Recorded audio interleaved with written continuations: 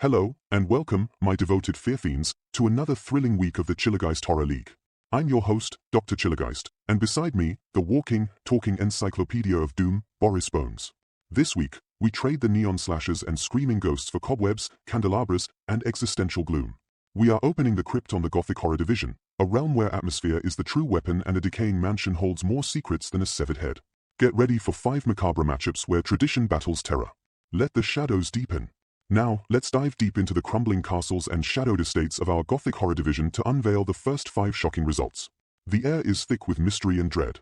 Boris, are the statistical models prepared for this atmospheric clash? Affirmative, Doctor.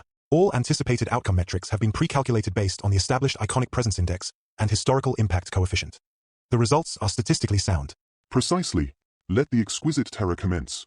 Our first match is a legendary vampire clash of the ages. We have the original, the charismatic, the fatally alluring Count Dracula.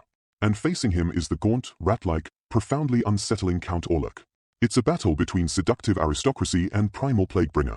And the winner, by sheer force of global mythos and enduring sensual menace, is Count Dracula.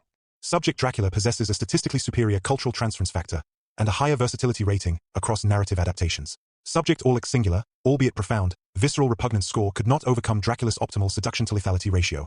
Next, we have a philosophical battle between man's physical creation and his psychological darkness. We see the misunderstood, physically grotesque tragedy that is Frankenstein's monster. Opposing him is the embodiment of unleashed human ID, the vicious Mr. Hyde. A true clash of inner versus outer monstrosity. And the victor, securing the spot for sheer, enduring, pitiful physical horror, is Frankenstein's monster.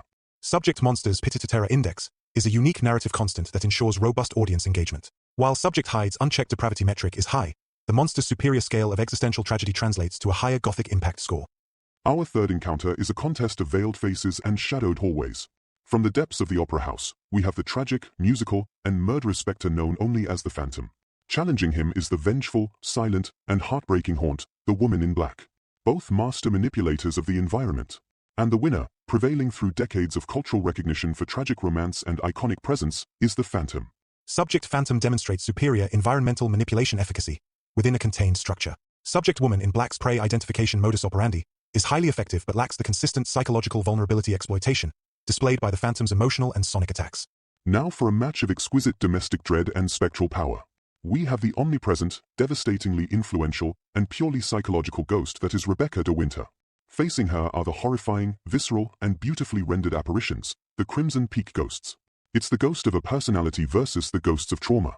And the victor, proving that the living memory can be more terrifying than the physical spirit, is Rebecca de Winter.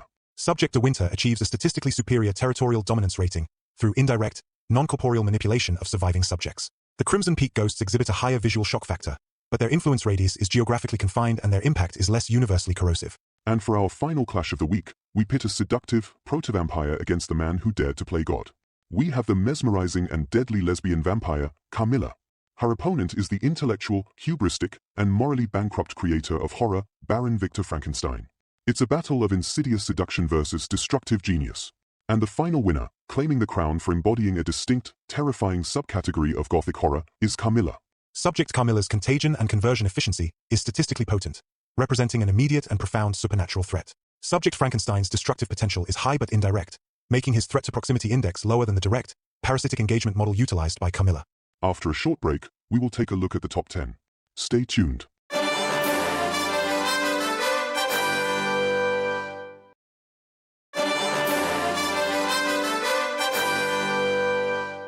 Welcome back, Fear Fiends.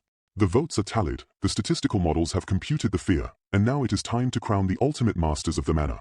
Boris, let the macabre march begin.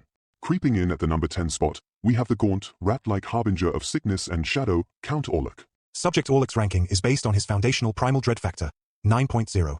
His infection vector efficiency is high, operating more as a walking contagion than a seductive predator. However, his adaptability coefficient is low, tied primarily to singular narrative appearances. The lack of complex human interaction or the high erotic fascination metric found in higher-ranked vampires limits his overall iconic versatility score to 7.5, placing him at the threshold of the top 10. At number 9, we honor the creator himself, the brilliant, but tragically hubristic, Baron Victor Frankenstein. The Baron's placement is unique, derived from his high hubris as threat index, 9.5. His operational lethality is purely indirect. He is the causal agent of horror, rather than the active termination entity. His moral decay rating is maximal, but his active screen time as antagonist is low compared to others. His impact is measured by the catastrophic existential consequences metric of his work, warranting a spot, despite a low direct kill count of 0. Sliding into the 8th position, a breathtakingly beautiful collective of terror, the Crimson Peak Ghosts. This collective entity achieves a high visceral shock factor, 9.3, due to their graphic, color-coded visual representation of trauma. Their territorial confinement radius is significant, limiting operations to a Lurdle Hall. Their active threat rating is high, but their psychological impact score is secondary to the living human antagonists. Their visual prowess metric secures them this position, illustrating the modern evolution of the spectral threat. At number 7, a silent, sorrowful, and devastating vengeful spirit, the Woman in Black. Subject Woman in Black excels in causality terror, demonstrating a 100% retaliatory success rate linked to the specific emotional trauma of her loss. Her auditory distress index, whimpers, non-vocal sounds, registers high. However, her motivation consistency is singular, vengeance, which, while highly effective, yields a lower narrative complexity score than higher-ranked entities, placing her just outside the upper echelon. Seducing her way to the number 6 spot, the alluring and original lesbian vampire, Carmilla. Carmilla's score benefits heavily from her historical precursor metric and high seductive parasitism index, 9.4. Her approach utilizes slow-burn emotional entanglement rather than overt violence, resulting in a low immediate kill count but a high subject conversion rate. Her position reflects her profound influence on subsequent vampire mythology and her ability to inflict lasting emotional and psychological damage preceding termination. Cracking the top 5, a villain who proves a haunting memory is more dangerous than any ghost, the omnipresent influence of Rebecca de Winter. Rebecca de Winter holds the unique distinction of having a maximum non-corporeal threat rating, 10.0, achieving total environmental and psychological dominance without physical manifestation. Her indirect influence metric is unparalleled, twisting the sanity and security of Manderley's inhabitants. Her marital vulnerability exploitation factor is a perfect 10, proving that a memory, when sufficiently malevolent, can be a statistically devastating weapon. At number 4, gliding from the shadows of the opera house, the tragic, musical genius of terror, the Phantom.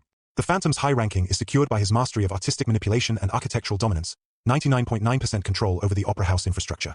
His tragic empathy coefficient is high, which, counterintuitively, increases the audience's psychological investment in his terror. He maintains a high termination efficacy when protecting his territory or obsession, balancing his emotional depth with acute, targeted lethality. Entering the medal contention at number 3, the pure, unadulterated evil that lurks within us all, Mr. Hyde. Subject Hyde registers a maximal internal corruption coefficient, 10.0. He represents a statistically pure embodiment of unleashed human evil, bypassing the need for supernatural or external forces. His high position is justified by the fact that he is universally accessible, the shadow lurking within every subject. His social decay index is extremely high, as his existence fundamentally corrupts and destroys the social fabric around him. Our runner-up, a monumental figure whose very existence poses a terrifying philosophical question, Frankenstein's monster. The monster maintains a statistically unassailable cultural recognition index, 99.8%, and a maximum existential dread metric. His horror is less about the kill count and more about the fundamental questioning of creation, responsibility, and humanity. His power lies in his philosophical weight.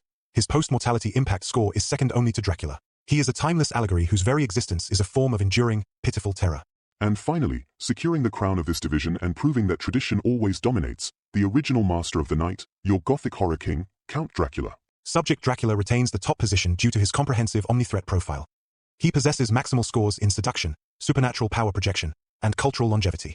He is the archetype, influencing nearly every subsequent vampire, ghost, and Gothic antagonist. His ability to move seamlessly between aristocratic charm and bestial brutality gives him an unmatched narrative versatility rating, solidifying his statistical and iconic dominance over the entire division.